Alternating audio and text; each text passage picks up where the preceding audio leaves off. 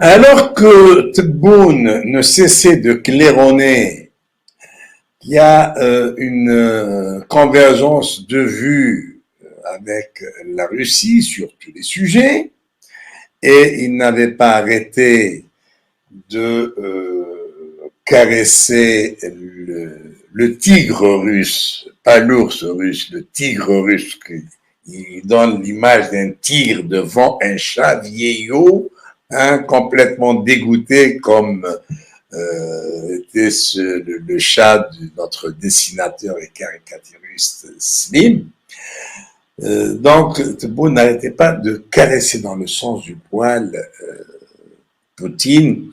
Il faisait carrément de la ventrise, il jouait du violon anti à chaque tournant. Eh bien, Poutine n'a pas attendu que son invité quitte la Russie pour qu'il lui assène une gifle cinglante. Il lui a asséné une de ces gifles en signant un accord israélo-moscovite sur l'ouverture d'une section consulaire russe. Comment ça? Eh bien, c'est un sujet qui a duré depuis très longtemps.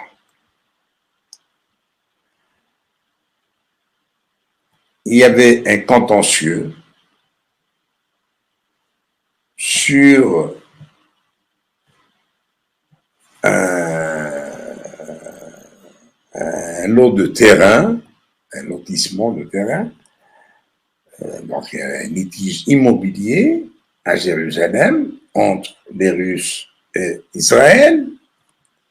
Et au terme de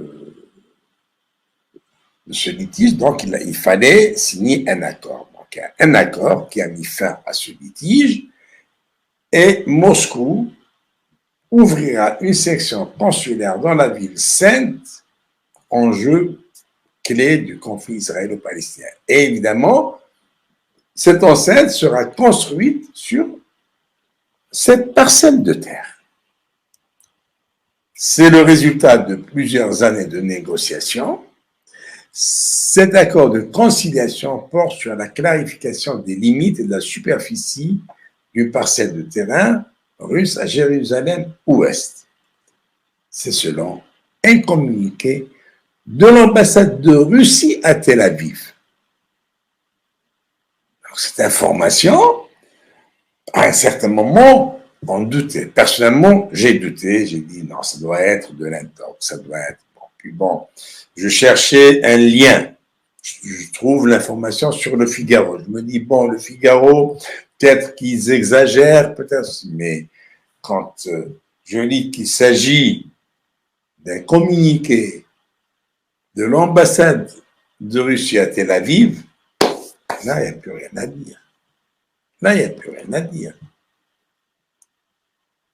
Alors, ce même communiqué d'ambassade dit que le dit terrain, hein, ce fameux terrain objet de litige, sera utilisé notamment pour la construction d'un ensemble architectural pour les besoins de la succursale de la section consulaire de l'ambassade de Russie en Israël. Alors, construire ou ouvrir une représentation consulaire ou une annexe consulaire ou l'annexe d'une ambassade, cela signifie la reconnaissance de la ville de Jérusalem comme étant la capitale d'Israël. Et comme notre ami Tebboune fait de la question palestinienne une question sacrée, il a certainement appris la nouvelle.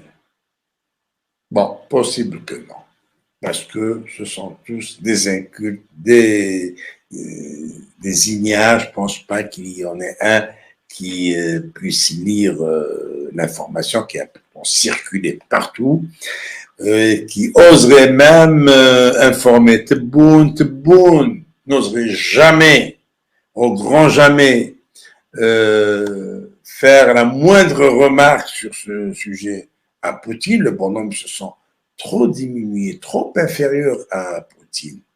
Sont trop inférieurs à Poutine.